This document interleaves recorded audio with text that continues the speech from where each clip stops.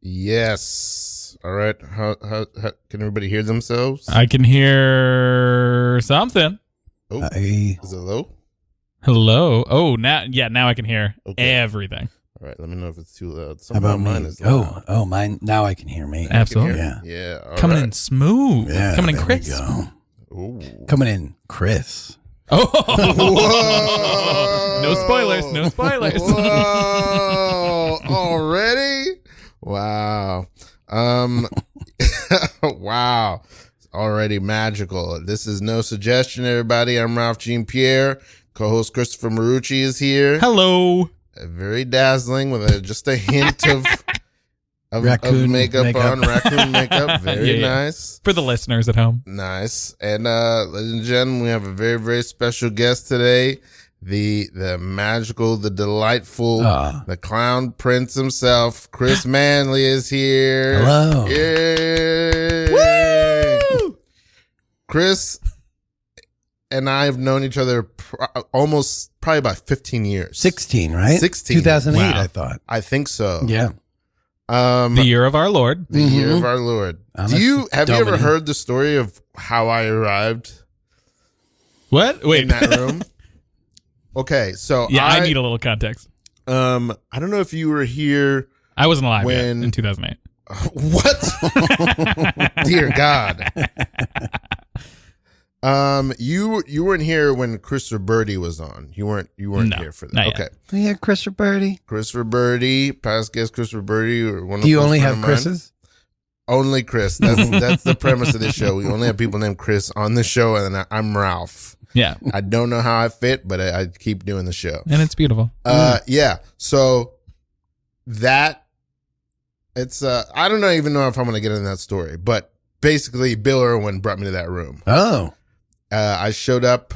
I was trying to find an internship with clowns because I couldn't figure out how to get into the clown world. I just moved to New York. I've been here about a year and a half. I couldn't figure it out. It was very expensive. It was very secretive. It was very clandestine. This is 2008. Yeah, clown was. We didn't even call it a clown show. We had to call it a comedy show It Oh, was, no. or a funny play. It was Yeah. hard Gross. to find. It was in dark corners, and or very expensive. And I was like looking for somebody to intern with or apprentice with. And then one day, I've met Bill Irwin randomly at the drama bookshop Oh, okay. after I got turned on to clown just from seeing Regard to Flight in college. Yeah. His movie. And do you know this movie? It's No, very I don't. magical. Okay. You should see it. And then one day I'm in the drama bookshop freeloading, reading play after play, not buying anything. What'd you do there? I look up and Bill Irwin's sitting right in front of me after I'm like in college, like clown. And then he's standing right in front of me and I run up to him and I go, do you need an assistant? And he goes, no. But he goes, I'll give you the name of somebody who might. And he gave me Hillary Chaplin's name. Oh, okay. And then I went on Hillary Chaplin's Facebook page and I friended every clown she was friends with. And then Eric Davis one day popped onto my Facebook. I didn't know anything about him. And I was like, do you need an intern? And he was like, I don't know. Come to this address. And I went to that address and all at once I met Eric Davis, Christopher Birdie, Jeff Seal, Deanna Fleischer, and Chris Manley. Yeah, that's Wow. right. What was that place called? Ninja? I always thought it was what the pit and now the asylum is now. Am I wrong about that? No, it was called, oh man, it was like Ninja Vampire Ninja. Cowboy? No, Cowboy. That's in Bushwick. This Wait, was in the city. Oh. Yeah, I think. Oh, it was, did we meet at the pit? I think it was because when we met, the pit was still the loft, Right. which is what it is now. Right, yeah. I think that building became the pit.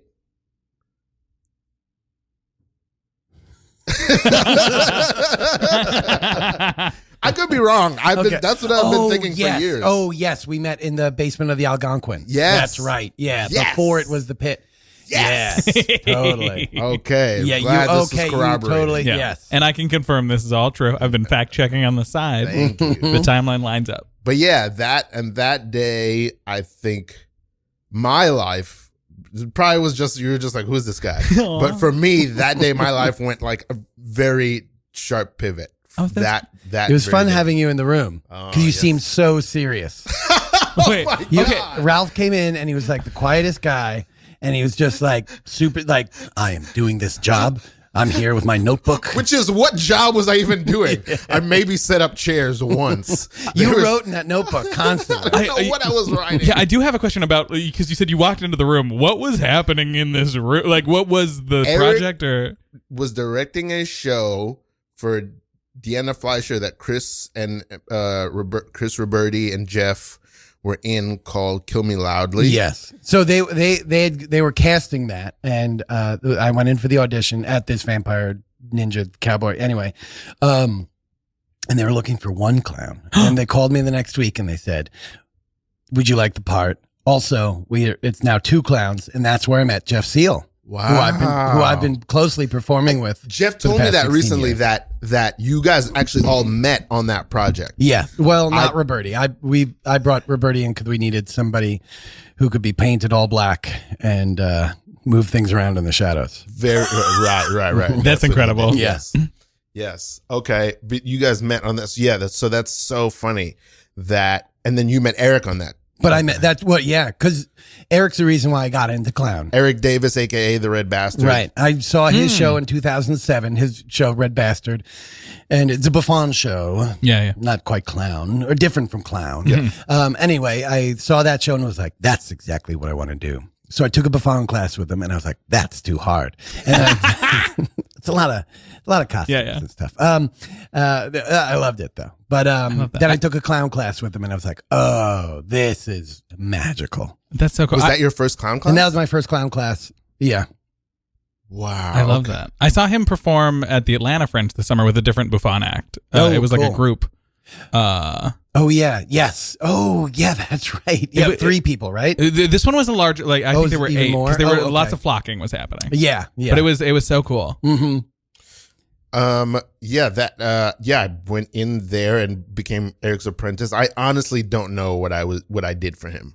I don't think I did anything for him. You kept that show together. I was writing notes the glue down. I don't know what I was writing. I was just like, whenever we had a bad day, we'd just say, do it for Ralph. Do it for Ralph. Everyone would come in. You'd say, Ralph, get away from us for a second. We got to do this one for Ralph. Do this for Ralph. I always say that I apprenticed, but it's really more like I was adopted. I was just like, they were just like, here he comes. And I would just sit there and just laugh. But what was life like for you at that time when I met you?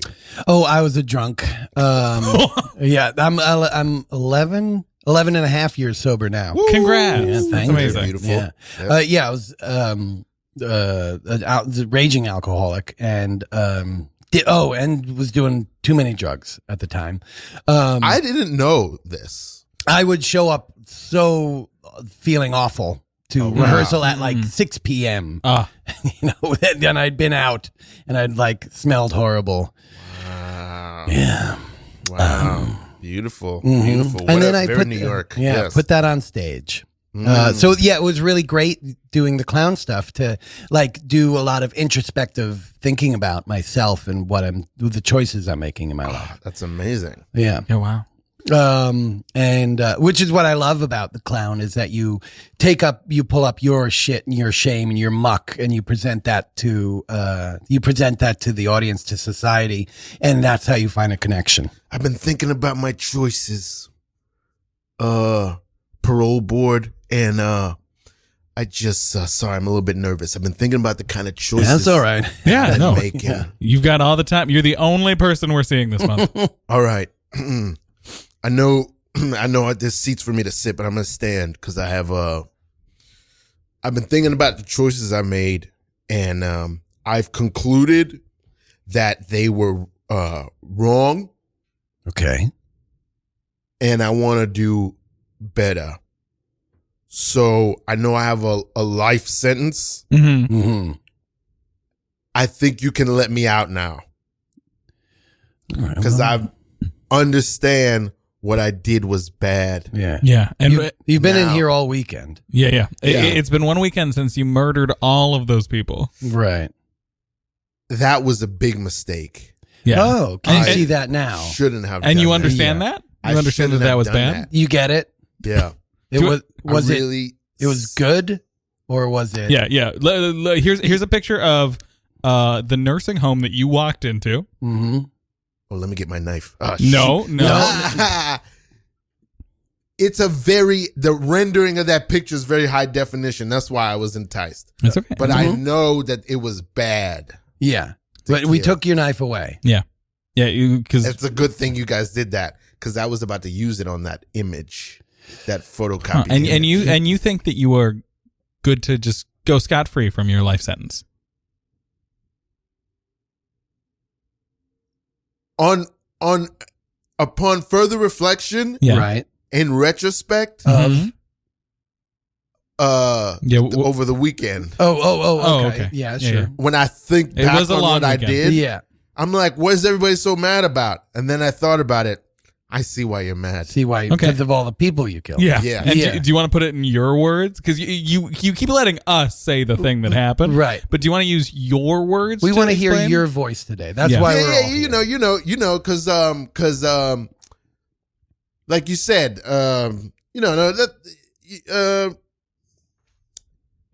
you guys put it so well. You guys really put it in good words. We see a lot of people, and so we've heard a lot of testimony, a lot of regrets, and Yeah.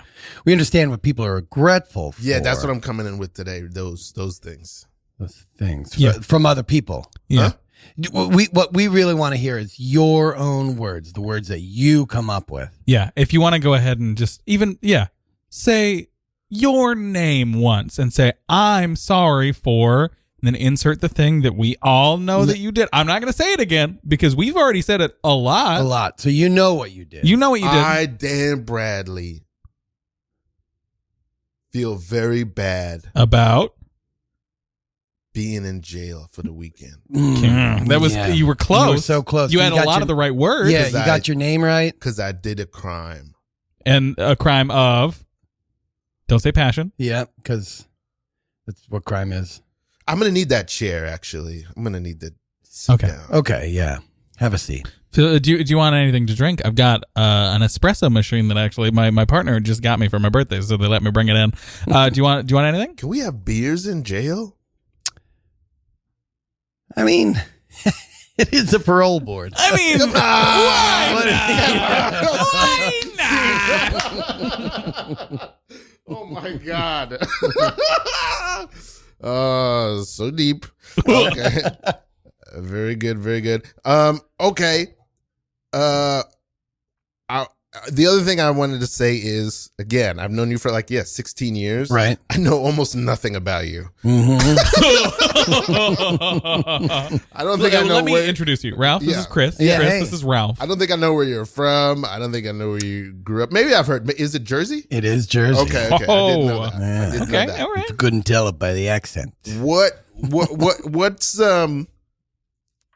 give me a picture of Chris Manley at 6 years old. What's that guy like? Yeah, stutter, heavier lisp than I have now. Okay, beautiful. Yeah, sick, because I had a stutter up until third grade. And I remember they wanted me to do the Pledge of Allegiance. And I was like, I can't do the Pledge of Allegiance. I was the third of four, right? I have two older brothers, a 9-year older brother and a 2-year older brother, and then a 6-year younger sister. So I think that had something to do with the stutter, that I was always trying to get my words out and always getting cut off by people. Oh, because they're very active. Everybody Yeah. was very performative or very theatrical. You have other Yeah. performers in your family? Not anymore, no. Okay. My oldest brother was a performer and then a playwright, and now he writes for video games. Oh, that's really neat. I think Pretty I fun. knew this a little bit. Yeah. Oh, I know a little things. You Okay. peeled back this onion. Yeah. Okay. And then, okay, so you were always excited to try to get your words out, but everybody was kind of overpowering you, overshadowing you. Yeah.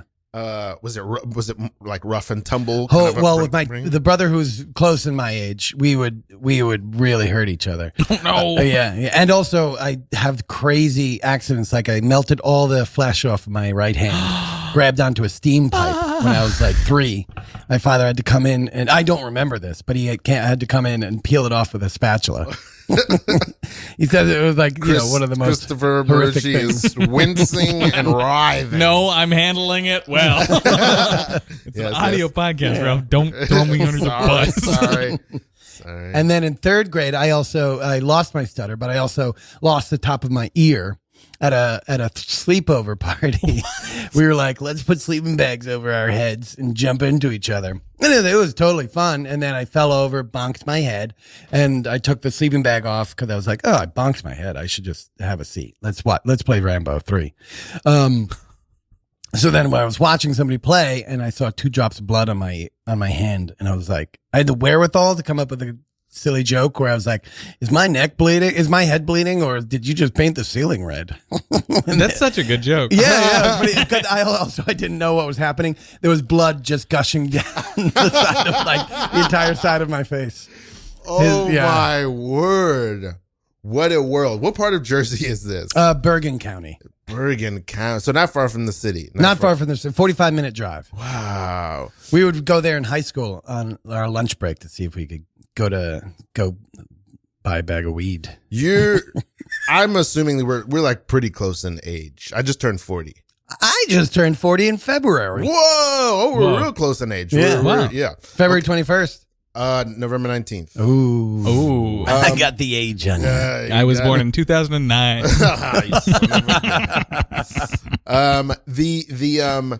So this is like the 90s era. 90s, yeah. 90s. What are your Suburban Commando? What are your folks about? What are they about? My mother's an Irish immigrant, and my father is a New York, I guess, long-standing person. He was really big on genealogy story. So he was tracing back his ancestors, and he had found somebody who wasn't born in New York. They were born who didn't live in New York. But then he found out that they actually were born in New York, and they moved back to New York. But they had gotten married in Savannah, Georgia, and then the Civil War broke out, and so they went back up north. And he took the land route. She took the boat with her sister. They were both pregnant. Her sister died on the boat.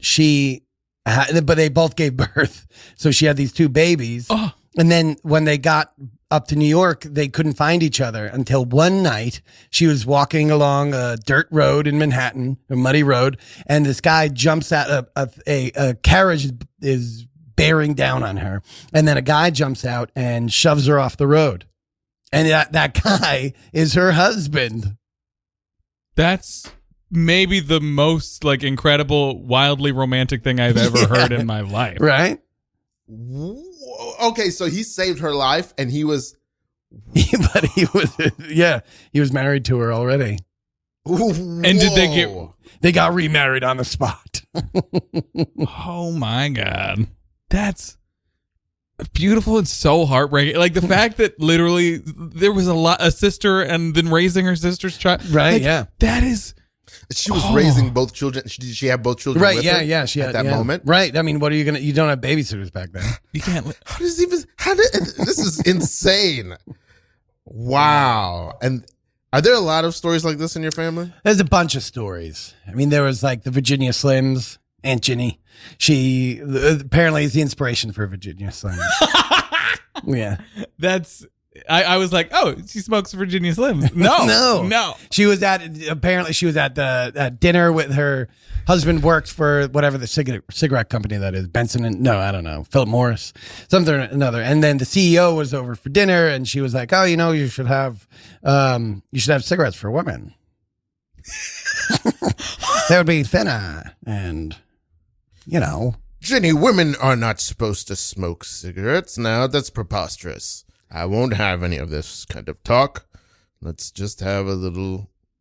Harold, you're looking me straight in the eye, and you see that I'm smoking a cigarette. I don't approve of it, and I look past it because I don't want to see you in this kind of light, Ginny.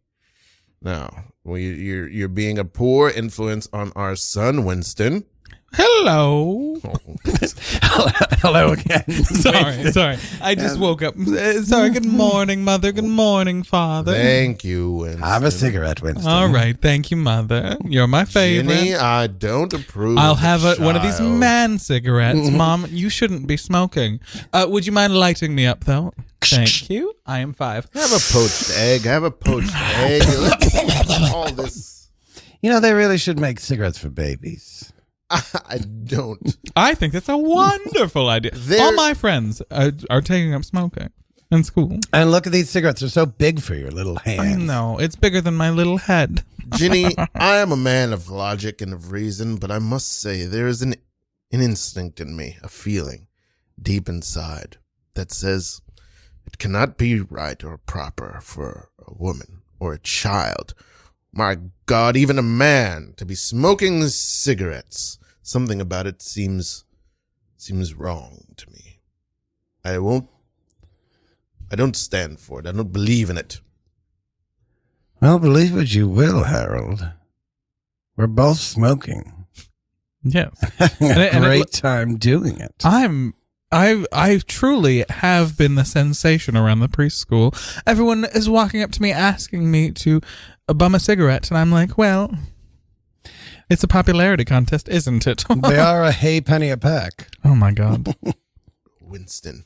What? You've taken on such a bearing of entitlement and so sinister. I don't like it. You're my son. You should be playing catch with your father. And Father, why don't you go mix me a drink? Pour me whatever you were having. we're out of gin, boy. Well. Now that's something I don't believe. We have stores of gin. I've been hiding it from you both. I thought so. Father, Have a poached egg. Another? all right. All right. That's a You've 2 already egg eaten morning. your poached eggs? Yes, of course. Enjoy them. Savor them. No. No. I'll take another, Yeah. though. Do you have a third poached egg for each of us, Father? They say cholesterol's good for you. Yes. We have unlimited poached eggs, but I don't think it's right. And why don't you go get me, your 5-year-old son, a nice tall glass of gin? Mm-hmm. I'll take a short glass with 1 cube. Somehow I think this is going to come back and bite us. This is pure glass. Scene.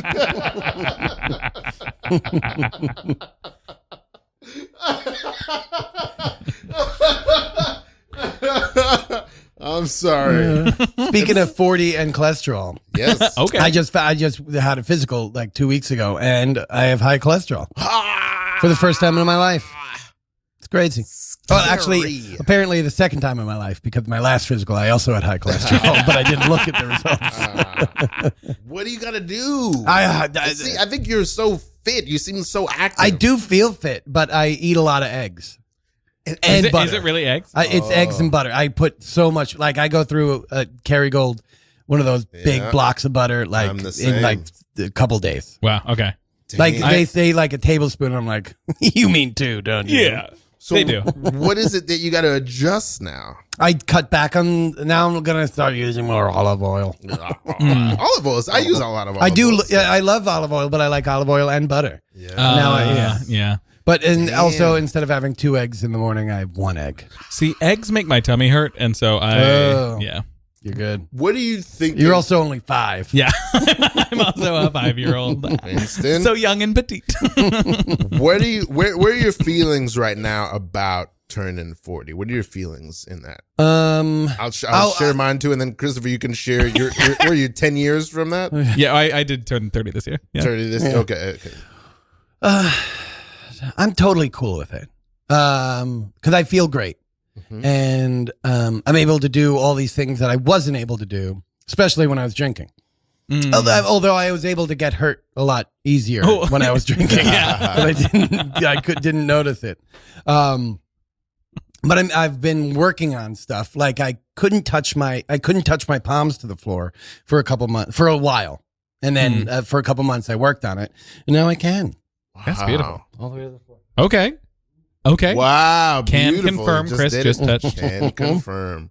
Yeah, I think there's something, and I think it's something that artists, particularly performers, particularly comedians, and not just us, but have access to, because I was just listening to a podcast today where somebody was like, oh, this lady said, when you're like a weirdo who does your own thing, it preserves you. Yeah. It keeps you young. So I think that performers, particularly comedians, particularly clowns, usually have access to something that keeps them vibrant. Well, definitely with the clown, there's you're constantly thinking like this idea that's from Sue Morrison where you look at the edifice that we've built that is society, and and the clown's job is to throw bricks at it, and anything that falls away shouldn't be part of society anyway. And so it's constantly that idea of like, oh, I'm supposed to be doing this. Wait, why am I supposed to be doing that? Why should I feel this way? Why should I feel bad about being 40? Why should I not be able to like move around as much? But you don't have to feel that way. I mean, some people don't. I imagine some people do. Okay, so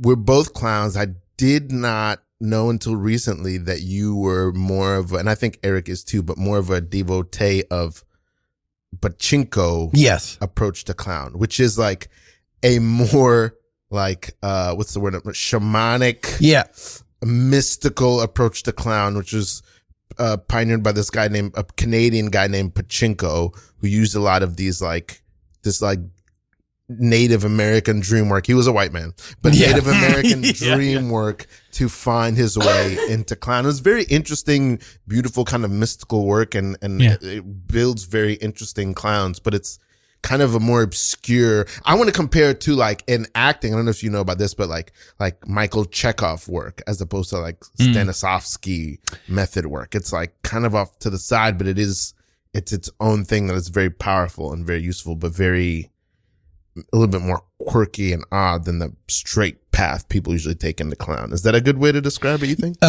Yeah, for sure. I mean, I found this one first, and then I was like, oh, that's awesome. Because I love that idea that it's like, it's a holistic approach to clown. You take the good and the bad, and you put them, and you just present them without judgment. And that's how you make a connection. That's how you see people. That's how people see you. And the laugh that they have is a laughter of recognition, of being able to see themselves in your, see themselves in you.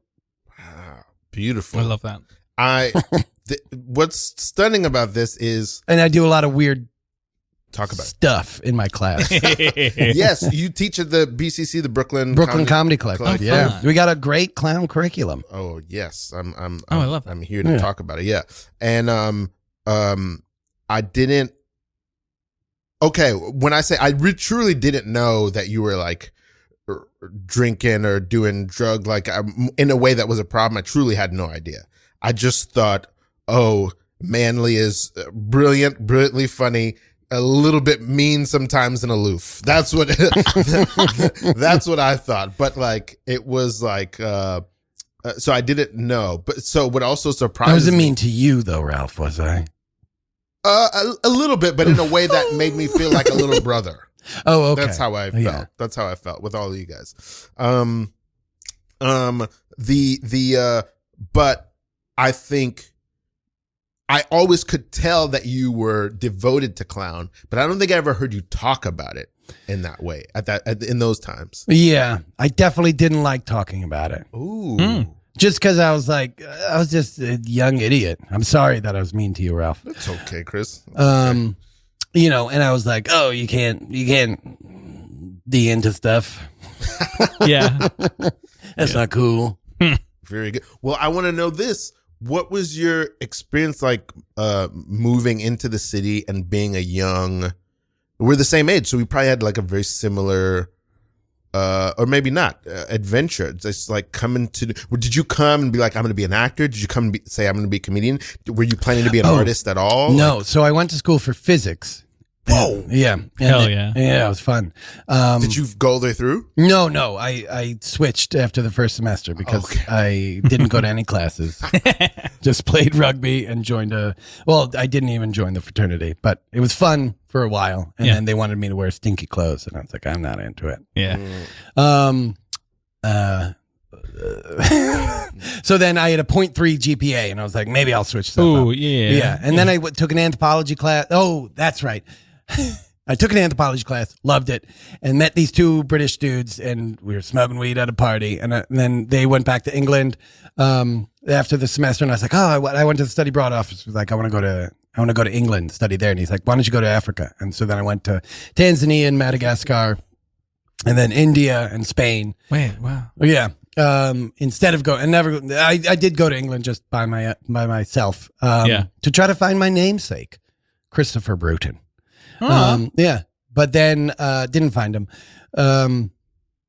What'd you see in Africa? What happened there? That was amazing. That was so awesome. It like made me so mad about any time that I was like I saw two kids like having the best time with a stick and a wheel. Yeah. You know, like a wooden wheel and a stick, and they were just having a great time. And I remembered when I was a kid, and you know, my parents, we had a big family Christmas every year, and my parents had my grandmother, my Nana, get me a Game Boy game, and I was like, "Thanks, Nana, but I already have this one."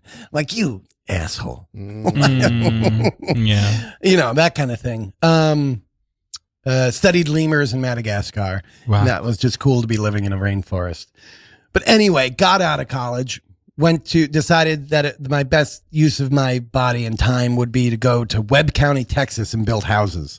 And so for Habitat for Humanity. Yeah. So I did that. I should have gone to Marin County and done forest preservation. Anyway, went down to Webb County. There's too much God for me down there. Everything. Yeah, there was a lot of God bless you, which was really weird. And then for me, growing up in Jersey, and then also Satan was responsible for everything. Everything bad. Yeah. Okay. Anything bad was just Satan. And then the conversion therapy was too much for me, and I was like, okay, I got to get out of here. In Habitat for Humanities. Yeah, like the people who were running it were talking about these two women who had a psychological issue. God. And then I went to this Bible studies with this guy, and he had been gay, but then he had gotten better. I was like, I can't be. My God. I can't be in this no. place anymore. Understandable. Yeah. They're building some kind of houses down there. Yeah. I mean, Damn. the immediate team was really nice. Although I told them I studied anthropology in college, and they're like, "Did you have to believe in evolution?" And like that blew me away. Oh. I was like, "Wait, no, I didn't believe. Like, I don't believe in a stop sign." That's like, such an interesting thing, is that like sometimes there's like organizations that are doing like practical like work someplace, but then they come with some set of beliefs that is like for sure. wild. I mean, and that's just how organizations do it. and you got to navigate the one if you're interested in doing the other, at least with that organization. Right. And that was a breaking point for me. The conversion Understandable. therapy. Yeah. Yeah. I'm from Montana originally, and like similar vibes in terms of the connection between like structural beliefs and then just the idea of helping people. Like Yeah. Like you can help people, but also you might be helping them in a very weird way. Yeah. Yes. Yeah. So then I came back to New York, took a class with an improv class with Rebecca Johnson. It was like, oh my goodness, this is where the I money's remember at. that person. Rebecca I feel like she was around a lot in that time. Yeah. She's amazing. Around what year is this? 2007. Yeah. Got it. Yeah. Okay. But was acting on your radar, or theater? Comedy? I had done theater in college and in high school. Okay. But I never thought that I would like pursue it. Yeah. Wow. So wow. I thought I'd go back to school for either physics or anthropology. Wow. Yeah. But you have other people in your family who are artists also. Your brother and yeah, my brother. Yes, That's- my brother. yeah. Okay. Beautiful. And all right, so that's interesting, because for me, like oh, that's so wild. So like by the time we met, you'd only really been doing clown for like 1 year. Yeah. Holy fuck, dude. I do want to talk about this. There's some people who like just they already are the thing. You know what I mean? Like, yeah, I think it just clicked in a way that was like, oh, this is the way that I like to communicate. Yeah. I loved the idea of taking things down that we think are important. Yeah. Right? But they really hurt us. Yeah. And then it took me a while to realize that for my own personal self. Yeah. Because I didn't get sober until, I don't know, what's 11 years ago? 2013? Yeah. 2012. It was 2012. No. That's when I got married. I got so July 7th, 2013. That's Wait, right. what year did you get married? I got married December 21st, 2012. Oh, okay. Happy very early good. anniversary. Thank you. Oh yes, it's coming Yeah. soon. And I want to talk about that. I do relate to this idea of, and in 2022, I remember I wrote this batch of songs, and I kind of felt like I was writing them. This is like 2021, 2022. I love those. Oh, I don't. Have you heard them? I mean, I heard your songs from around that time. Okay. Yeah. I had made this batch of songs that I thought I was making them to cheer people up because my ex and I had enjoyed the pandemic so much. The pandemic was really 2 of the best years of my life. We like bought a van and traveled, and we were like doing that's that fun. show that was out front of the Brooklyn Museum, and it was just like making sketches and stuff, and it was great. And so I made these songs. I was like, man, it seems like everybody else is having such a rough time. Yeah, I was washing my groceries. Yeah. I was like, let me build some songs to like cheer people up.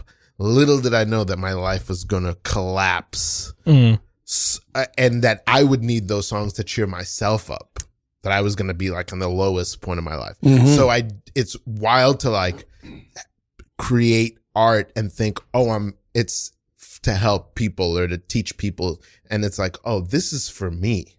For sure. Yeah. So yeah, I very much relate to that. I'm here to spread a message. Uh-huh. Woo! People got to get a message. Tell us. I'm just here to teach you guys something. All right, let's hear it. First things first. What you got? Nah. Yes, Lord. You know what I mean? I want to hear Because the word of the gospel. y'all don't really be understanding. Oh, no, we don't. Not yet. Like you, Dilbert. Yep. You got That's my name. You got Yes, it is, Dilbert. Yeah. You're sitting right in the front pew. Here I am. You got you don't really be knowing. Much. Yeah. That's the word. Yeah. That's the word I was gonna use. Yeah. My favorite service of the week is the crowd work service. God, I love the crowd work service. It's so fun. It's still going. It's like this. Life is about you know, Tell us. life is for you, Dilbert. Yeah, Coming- give it to a coming Dilbert. straight to you, Dilbert. Do me. Life is about when you fall down, maybe what you might. All right, say you tripped and you fell down When? earlier. Yeah, Today? Yeah, Dilbert, we also, you hit your head pretty hard, Dilbert. I did. It hurt so bad. And what'd you do? I lay there in a ball for a little bit, and I cried. Yeah. Did anybody see me cry? I did. Yeah, You did see me Dilbert, cry. we also, you It was cried. I had embarrassing. my hands over my eyes. Yeah, but you were standing in the, like, at the entrance to the church. Yeah. We all had to step over you to get to the pews. Did you hear me moaning? Dilbert, go ahead and moan at the level that you thought was quiet. It was much louder. Yeah, it was much louder. Well, I than was that. in pain then. Yeah. And how are you, by the way, how are you feeling now? None of us stopped to ask. You know, I can't see straight, and everything in my mind is kind of mush. Okay, and You follow-up think question. that's a Bible you're holding? That's a Reader's Digest. Oh. Yeah, and I know. Sorry, I don't mean to step forward. I am the town's only doctor. I just wanted to ask. Before, could you see straight? And did your mind feel like not much? I guess not much has changed since I fell. Okay. Yeah. So probably not a concussion. Here, go ahead and look at my finger. I'm gonna bring it over here. Why are you doing that? I know it's been about 40 minutes since the actual incident where you tripped and smacked your head so None of us hard. mentioned it until just now. Yeah, it so was hard. really hard. I think I spilt the holy water. What were you doing with the holy water? Sorry. That's not my place. I'm just the doctor. I wanted to know how it tasted. A lot of fingers have gone into it. Dilbert, It could be. It was salty. I'll tell you that. Dude, but even though you got a lot to learn from me. Mm-hmm. Do you have something to learn from me? I wouldn't say that. Okay. I said it. But you did say it, and it is correct. Okay. Okay, it is correct. All right. I stepped over you. I was one of the people who stepped over you. Oh, yeah. As the pastor. It made me feel down. Made me feel unseen. I judged you, and I overlooked you. Mm-hmm. I looked down upon you, Yeah. and quite frankly, I was embarrassed that a man was hurt on the steps of my church. The steps were supposed to be clean. It was really silly the way that it happened. I had smeared banana on my shoes by accident. But like the inside of banana, like yeah, the like non the slippery. Oh, the slippery part. Yeah, yeah. Isn't the slippery part normally the peel? Well, I had mushed it all up. Oh, okay. In my mouth. Oh, Yeah. oh. And then I mushed it on my shoe because I didn't want to rub it on my clothing because I don't want to go to church with banana stains. Sister Huggins stood at the top of the steps, and I heard her repeatedly say to you, Dilbert, don't do that with the banana. Dilbert, don't do that with the bananas. I didn't know she was talking to me. She used your name. But aren't there Dilbert, other Dilberts? Dilbert, I'm the only person in this row sitting next to you. There's Don't. only 10 people in this church. It's a small town. It is We real got one small. doctor. We got one sister. It's the biggest town I've ever known. That's half of us. And no one else is named Dilbert. I judged you, Dilbert. What about my father? The Lord. Are you guys still going to tell me that the Lord's my father? I mean, We don't know who your father is. we don't know. Yeah, neither do I. That was a good way to try to trick us to see if we'd say it. Yeah, I really thought maybe you guys would give up the goat about it. I know it is the town's deepest, darkest secret. But you taught me something, Dilbert. Wait, it's Wait, hold on, it's a secret. on, sorry, Wait, so that sorry. means I want to tell Dilbert about the thing he just taught Yeah. me. No, I'm holding but this I in. also Sorry, do want to hear okay. about my father, who I've never known. Dilbert, this is the, We'll get to do you mine wanna get to- later. Because there's a Oh, message. shucks, all right. Slips out the back. Wow. Wow. So fun. So happy. This is goodness. Okay.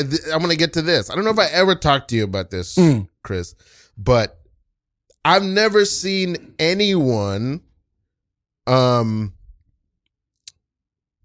improvise the way you improvise. This is Compliment City over here. It is.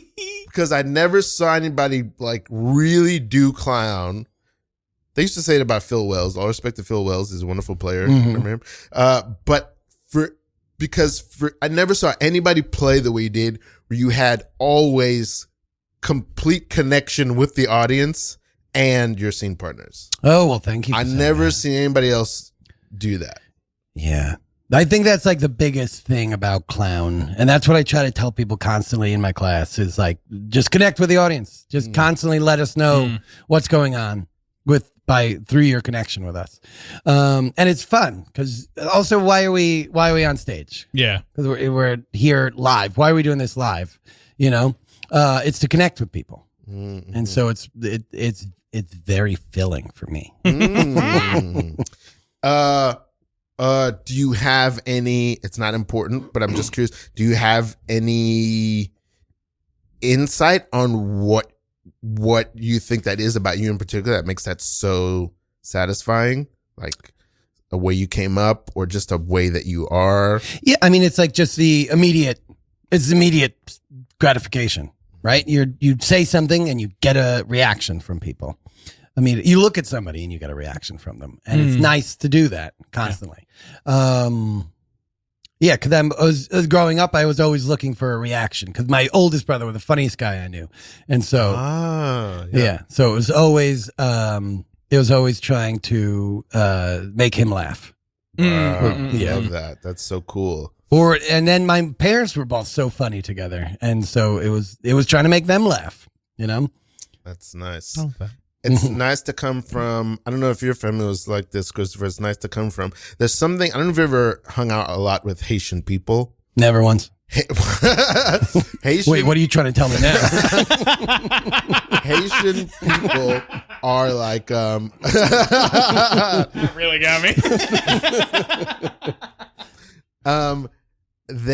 there's something, it's not just them, but most Haitian people, when they laugh, it's big. And they also laugh like it hurts. It's the best laugh. Yeah. You know what I mean? When people laugh and it looks like it's hurting them to do it, something about that for me is like, it's the best thing. So it's like, Haitian people are funny, but more than that, they love big to laugh. Yeah. They love it. So I totally get that. Like, really, it wasn't so much that it was hard to make my family laugh. It's just that it felt good to make. Laughing was just so good. I think Irish people love to be sad. Aw, that's beautiful. Yeah, I heard a saying that was an Irish saying is the bad times sustain us through the good. Holy moly, that is so Irish. Growing up, I would listen to 90.7. Oh, should I plug another radio station? Yes. 90.7 WFUV, the Tierna Gael and the music of the Irish. There was just Irish music in my house every Sunday, all day long. Oh, wow, and they're all beautiful. sad. they're all sad, or they're about like getting drunk at the bar. Very good. Yeah. Now let's plug this radio station. Hey, I'm going to read this.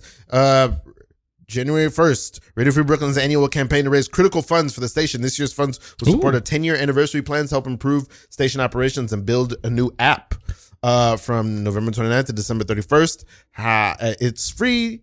It's not free for, it's not free for you, but it's free to participate. Donate at radiofreebrooklyn.org/donate. You gotta donate. You simply must. What's the radio station? Huh? What is it? 99. I think it's just on the internet. It's Radio Free Brooklyn. Okay, great. And also, December 21st, Shuffle Trivia at the movies at the Saturday, December 21st at the Gutter in Williamsburg.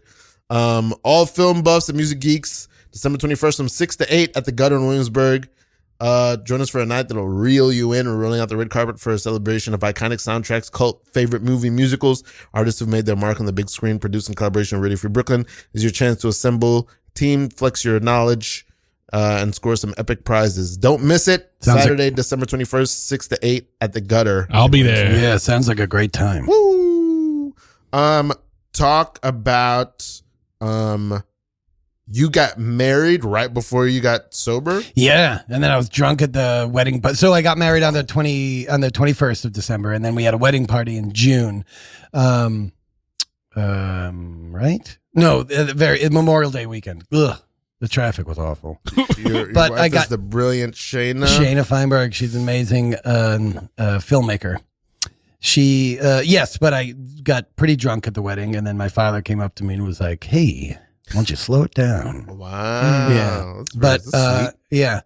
But then I didn't get sober for another 2 months until July 13th. Wow. Yeah. I'd gone to do a show and somebody in a backyard in Soho, and then was drinking the whole day long, and then went to see my friend Mary Grail, who had moved to LA, but I'd been in a sketch group with called New Excitement. Wonderful sketch group. I used to love you guys' shows. Fun shows. Yeah. Messy. But then, so she was in town, and we met up at a bar with Shaina and some other people, and she was telling a story, and I was just talking over her. And then I woke up the next morning like, don't be that guy. I don't want to be that guy that talks over people. And then that was it for me. Wow. Yeah. I had plenty of near-death experiences that didn't do it for me. Wow. Oh, yeah. That's funny that tipped it over. Yeah. And you and Shaina just have been making, like, I'm sure you've been doing tons of stuff, but making these really cool films for like the last. When did you guys start working together? 2013. Okay. Yeah. And what can you say about just that career of work and making? Well, it was like we wanted to challenge ourselves to do We ended up just over a year making 150 short videos. Wow. Yeah. Because we wanted to, we did some improvised one called, like the series called Apartment 4. Love those. Yeah, it's super easy premise where it's two people on either side of a door. Yeah. And then you take it from there. Some great people in those videos. I know Dion Flynn was in some of those. Marshall York. Yeah, these are all like classic pit people. Yep. Who else was in those? Bridget, what's her name? Anyway.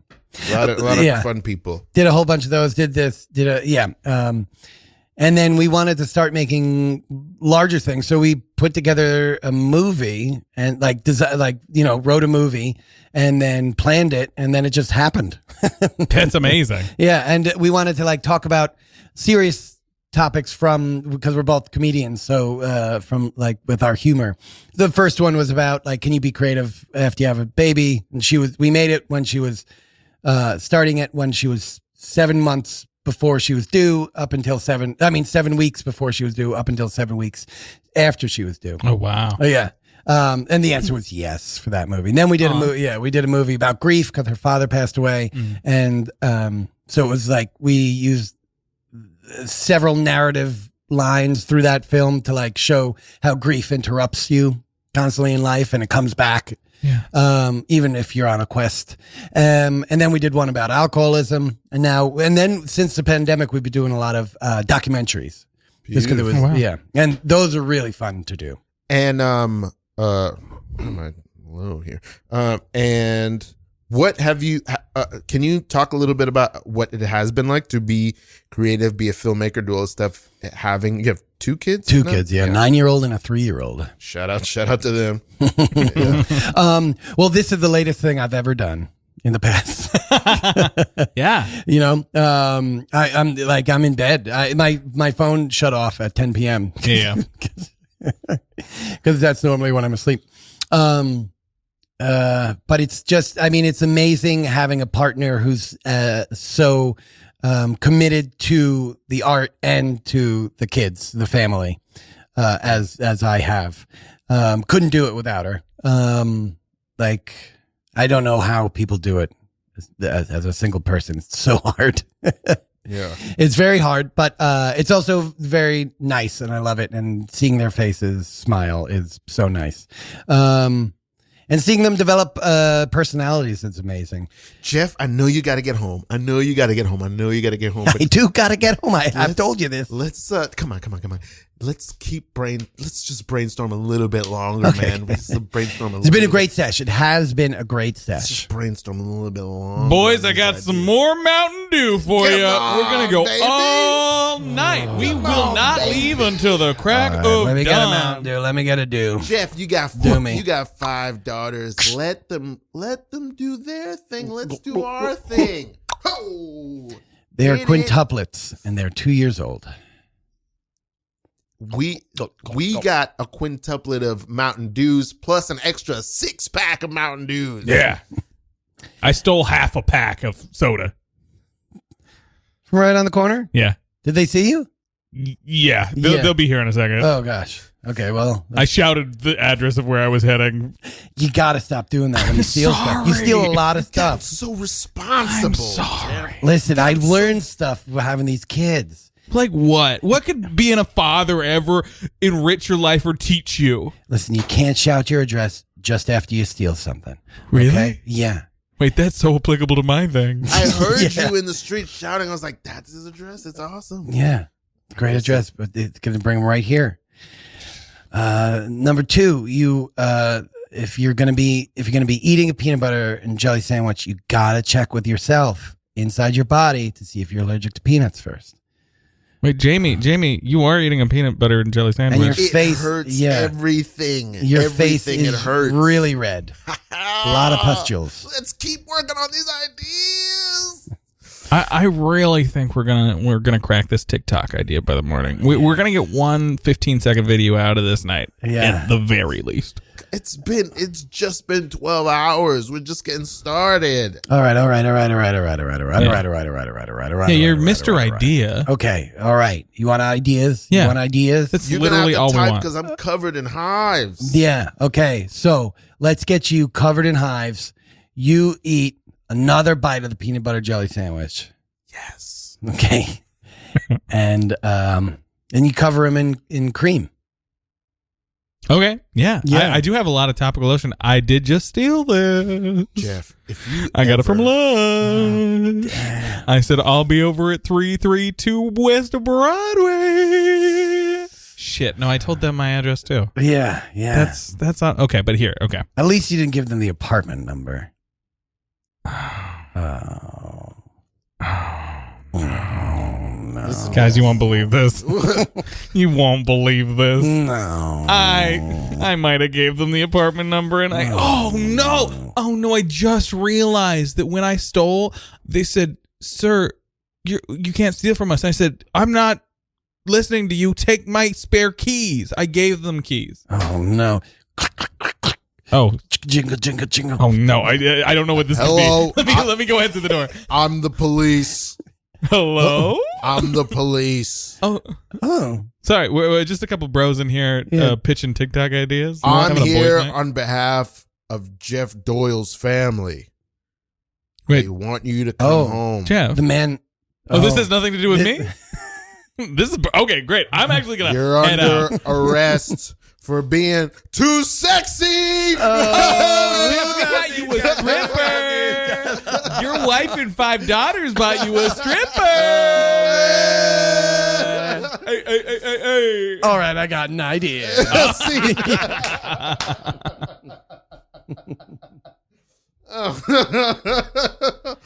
I don't know. I'm almost upset. I don't even know why. It's so insane. I really love that and I admire it. I feel like how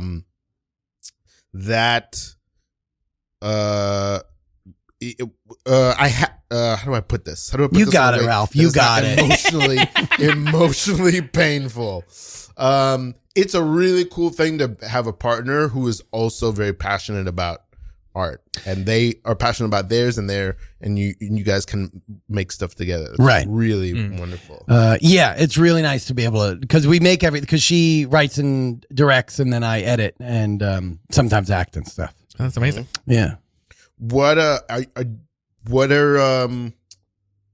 should get to this. Where can people find you? What should people be on the lookout for from you? Well, coming up. Oh, well, I'm directing a couple shows. But the next show I'm doing, I suppose, would be the clown review at the Brooklyn Comedy Collective on January 16th. Oh, amazing. At 8:30 p.m., followed by an open mic, open mic, and then a clown dance party. Love it. And then if you're in Calgary, I'll be in Calgary the end of January to beginning of February with the First Bad Man and Pan Theater Company. Wait, I'll tell my family because they live in Edmonton, Alberta. Oh, nice. Yeah.